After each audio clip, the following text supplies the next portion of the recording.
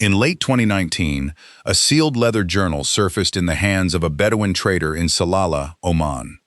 It had been pulled from a collapsed cave deep in the Rub al-Khali, the empty quarter, a desert so merciless that even satellite signals struggled to punch through the heat shimmer. The journal belonged to an archaeologist named Dr. Elias Vance. He vanished, along with his entire expedition team, in March of 1934. Nothing was ever recovered. No bodies, no jeep, no radio signal. For 85 years, the desert kept its secret. Then the cave ceiling cracked open, and the journal slid out, still bound in cracked camel hide, still sealed with a brass clasp that had not been opened since the moment Vance's hands left it. The last entry was a smear of ink and grit, panic scrawled onto paper so fast the nib had torn through the page. Only fragments were legible. Most of it was just impossible to read. But the journal itself held something even stranger. On the final page, buried under the desperate handwriting, was a residue, a thin, almost invisible film that glowed faintly under ultraviolet light. Conservationists at the University of Zurich scraped a microgram sample and fed it into a mass spectrometer. The machine spat out a chemical signature that did not match any known material. They recalibrated. They ran it again. Then they sent a second sample to an independent lab in Grenoble. Same result. The residue was an alloy, a hyperdense lattice of carbon, silicon, and an element that doesn't appear anywhere on the periodic table. Cross-referencing with experimental databases flagged one match, a theoretical compound that materials scientists at DARPA had modeled for mid-21st century aerospace applications, an alloy that should not exist for another 15 or 20 years. They tested it a third time, from a different corner of the page. The number came back identical. Somehow, the final page of a journal written in 1934 carried a substance from the future. This doesn't just rewrite the textbook, it burns it. The journal did not begin in the desert. It began years earlier, in a dry limestone cave in southern Egypt, well outside the tourist circuit. Vance had been chasing a rumor whispered by a blind storyteller in Luxor. A man who claimed the Sphinx was not built by pharaohs, but by an older race. Inside the cave, Vance found a series of ochre drawings. One of them showed a lion with a human face, half buried under undulating water. Beneath the drawing, he wrote a single line: "Water did this." Decades later, geology proved him right. In 1991, Dr. Robert Schoch of Boston University published a controversial analysis of the Sphinx enclosure. He did not study the stone blocks, he studied the erosional pattern on the limestone walls of the pit. The vertical gullies are deep, rounded, and smooth. That kind of weathering is not produced by wind-blown sand. It is produced by heavy, prolonged rainfall.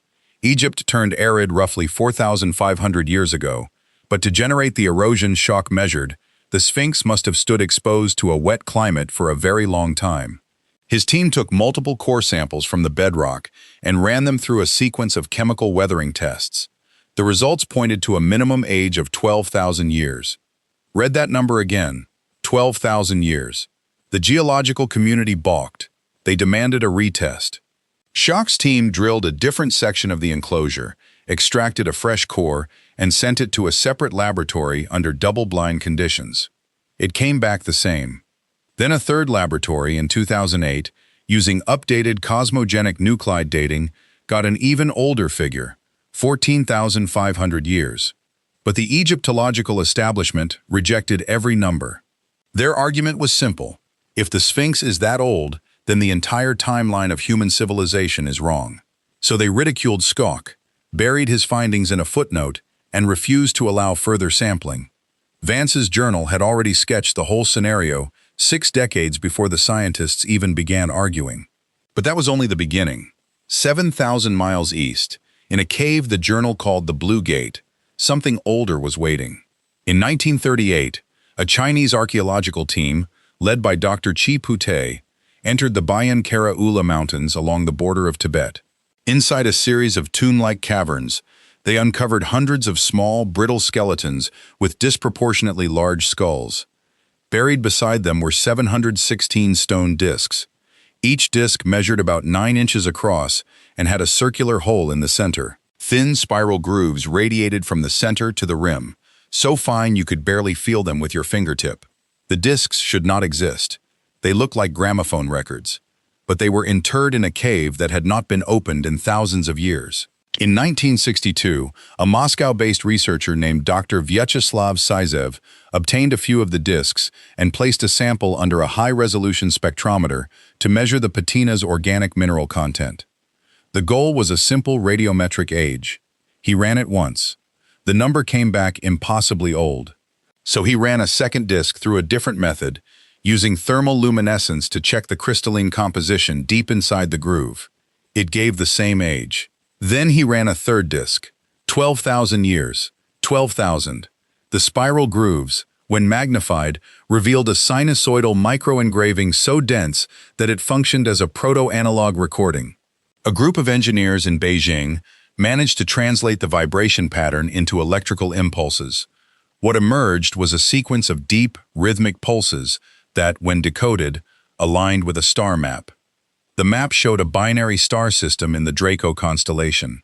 The translation of the groove inscription, published briefly in a 1968 Soviet journal before being pulled, read in part, "The Dropa came from the clouds in their air gliders. Their craft fell from the sky and could not return. The Chinese government confiscated the remaining discs later that year. No museum in the world displays them. Researchers who ask about them are told the discs never existed. But Vance's journal included a hand-drawn copy of one spiral, complete with marginal notes speculating that it was a propulsion calibration dial. He added one line, "They were not visitors, they were refugees." And here's the part that scares the experts. Because if a star map was inscribed 12 millennia ago on a disk that defies the Bronze Age toolset, then we are not the first intelligence to read the stars. But what comes next makes disks feel gentle. This is the part that breaks people. In 1996, a fossil collector named Zhilin Wang was scavenging in a remote cave in the Gansu province of northwestern China when he spotted a fist-sized geode. He cracked it open, and out fell a metal object. It was a cylindrical component, roughly the length of a human thumb, with a central shaft, a threaded cap, and a white ceramic-like insulator. It looked exactly like a modern spark plug. The geode's crystalline matrix had formed around it, fully encasing it in a rock that took millions of years to deposit. Wang handed the object to the Lanzhou University Geology Department. They excised a sliver of the surrounding limestone and ran a uranium-thorium isotope clock. The number came back 500,000 years. 500,000. Read that number again. The technician assumed contamination, so they drilled a fresh sample from the innermost layer that had never been exposed to air. They reset the equipment, calibrated against a known standard, and let it run for 72 hours. Same age. They sent the core to a second laboratory at Beijing University. The result was 510,000 years, with a margin of error of 10,000. A third independent analysis using electron spin resonance in 1998 returned the same bracket. The object itself was subjected to X-ray fluorescence spectroscopy. It contained copper, zinc, and lead in the exact alloy ratio used in commercial 1920 spark plugs, but the white insulator was pure silicon carbide, a material humans could not manufacture until the late 20th century. The report was published in a provincial journal, then retracted. The artifact was archived in a sealed storeroom and never spoken of again. Vance's journal, which predated the find by 60 years, contained a sketch of a metal lightning stone pulled from a cave east of the Taklamakan. Below it, he wrote, "Engine seed. They buried these in caves like mines. Why? If a 500,000-year-old spark plug is real, then an industrial civilization predates us by a gap so large you could slide the entire age of dinosaurs inside it and still have room to spare." Subscribe right now, because what comes next has researchers questioning everything they thought they knew about the ground under their feet. And here's where it gets worse. 700 miles west of that cave, in a structure we walk past every single day, the truth was hiding in plain sight. The Great Pyramid of Giza has been scanned by every technology we possess. Most scans look for corridors and tombs. But in 2017, a team from the Heritage Innovation Preservation Institute, using cutting-edge muon tomography, looked for something else. Muons are subatomic particles that rain down from cosmic rays. Dense stone stops them differently than empty space. By placing muon detectors inside the queen's chamber and outside the pyramid, the scan pyramids project map the internal density of the entire structure. The results were published in the journal Nature. They found a massive void. It sits directly above the Grand Gallery, a cavernous space at least 30 meters long, shaped like a cathedral nave. The team, led by researchers from Nagoya University and the French Alternative Energies and Atomic Energy Commission, used three distinct muon detection technologies: nuclear emulsion films, scintillator hodoscopes, and gas detectors. All three confirmed the void. They ran the scan once and assumed it was a glitch. They recalibrated and ran again from a different angle. Same void. Then a third time, using a wholly independent detector group. The void was still there, as real as the stone around it. The pyramid is not a tomb. No pharaoh's body was ever found inside. The official narrative says it was built as a burial chamber around 4,500 years ago. But the muon void tells a different story. Follow the geometry. The void is positioned precisely where an acoustic resonance chamber would sit if you wanted to amplify low-frequency vibrations traveling up from a subterranean aquifer. Vance's journal had a full diagram of the pyramid's internal architecture, correctly labeling the king's chamber, the Grand Gallery, and a sealed upper chamber marked the resonator. The diagram was dated 1932, 85 years before muon tomography proved him right. Egypt's Supreme Council of Antiquities slammed shut any further physical exploration of the void. They cited structural safety. But the real reason is far simpler. If you open that chamber and find anything other than a simple empty space, the careers of 1,000 Egyptologists turn to dust overnight. But the journal's final entry was not about a pyramid. It was about something buried directly beneath the empty quarter, at coordinates that Vance had been trying to reach when his expedition vanished. Something that, according to the last legible phrases, was still alive. In early 2015, an orbital LiDAR survey commissioned by King Saud University detected a perfectly circular anomaly 30 meters under the sand of the southeastern Rub al-Khali. Ground-penetrating radar swept the site and painted a subterranean structure, a central chamber flanked by 4 elongated galleries, sealed with a stone density that devoured radar waves. A joint Saudi-Omani excavation was authorized. After 12 months of digging through fused sand and salt crust, they uncovered a polished black granite sarcophagus, seamless and unmarked, sealed with a black resin that had congealed to an obsidian hardness. A fingertip of resin was carved out and sent for radiocarbon dating. The lab at the University of Oxford ran accelerator mass spectrometry. The number was preposterous. They ran it again on a second chip. Then a third. 50,000 years. 50,000. Read that number again.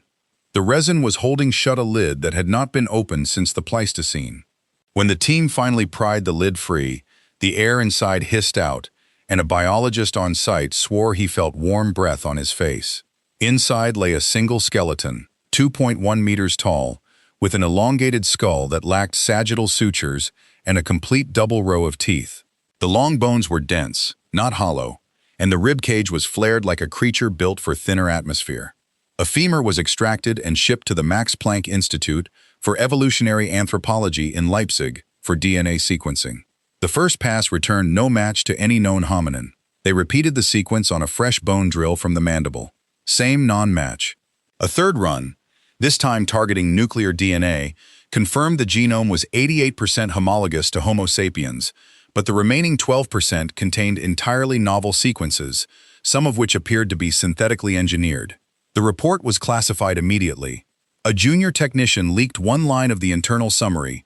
The observed markers are inconsistent with natural evolution. Vance's journal, after multispectral imaging finally penetrated the smeared ink of the final entry, yielded a sentence that even the most hardened analyst could barely transcribe without shaking. They sleep beneath the emerald stone. Do not wake them. And then, in the very last scrawl, barely visible, I hear them breathing. Okay, but how did they get here? If a 7-foot humanoid with engineered DNA was sealed in a sarcophagus 50,000 years before the pyramids were built, then the entire narrative of human prehistory collapses into a single, breath-stealing question. What technology did they possess? And where is it now? The answer might be scattered across the same journal that got us here. Vance dedicated 47 pages to schematics that, at first glance, look like esoteric diagrams, but cross-reference them with modern engineering, and a pattern emerges. He drew a flying disc with a central mercury vortex chamber, exactly matching the propulsion system described in the ancient Sanskrit text, the Samarangana Sutradhara. That 2,000-year-old Indian manuscript describes a craft powered by a rotating liquid metal that, once energized, could ascend vertically and travel vast distances. Vance's notes added a thermal gradient layer using something he called cold fire, a phrase that engineers now recognize as a primitive description of superconducting flux pinning. The Dropa discs, when read in sequence, don't just contain a star map, they contain a maintenance log for a fleet of craft that used ionized plasma coils. The half-million-year-old spark plug from Gansu wasn't just a spark plug, it was an exciter node, the component that ignites a zero-point energy tap. And if you take the muon void inside the Great Pyramid and simulate its shape in an acoustic modeling program, what you get is a standing wave generator tuned to 1.45 Hz, the resonant frequency of the Earth's crust. The pyramid was not a tomb. It was a wireless power station that transmitted energy to other node structures around the globe, including the circular chamber under the empty quarter. The entire network was designed to keep the sleepers in stasis. The alloy found on the final page, the substance from the future, might not be a coincidence. It might be a signal, a warning sent backwards through time that the sleepers are starting to wake. We have built our civilization on a single assumption, that intelligence is a one-time accident, a slow grind from flint knives to fiber optics, and that we are the first and only species to stand up and reach for the stars. Every discovery in this journal screams that assumption is wrong. The Sphinx weathered by rain for thousands of years before Egypt existed. The Dropa discs, containing stellar coordinates, etched long before writing was invented. A spark plug encased in rock, 500,000 years old. A hidden resonance chamber inside the most studied monument on Earth, and a sarcophagus in the empty quarter holding something that is not human, not extinct hominin, not anything we have a word for. These 5 pieces do not fit into the textbook. They incinerate it. The official response has been silence, classification, ridicule. That, too, is a pattern. Institutions protect their orthodoxies like living things protect organs. But a sealed journal from a failed desert expedition has now surfaced, and its last entry, hard as it is to read, is clear enough to shatter the silence. Somewhere out there, the next discovery is already waiting. Another cave ceiling will crack. Another scanner will reveal a void that wasn't supposed to be there. Another skeleton with the wrong DNA will be lifted into the light. What we do when that happens will define whether we are the inheritors of this planet or just the latest tenants. Drop your theory below, because the official answer is nobody knows. And if this unsettled you, watch the video on the sealed chamber beneath the Sphinx that the Egyptian government still refuses to open. The truth doesn't knock politely. It breaks down the door,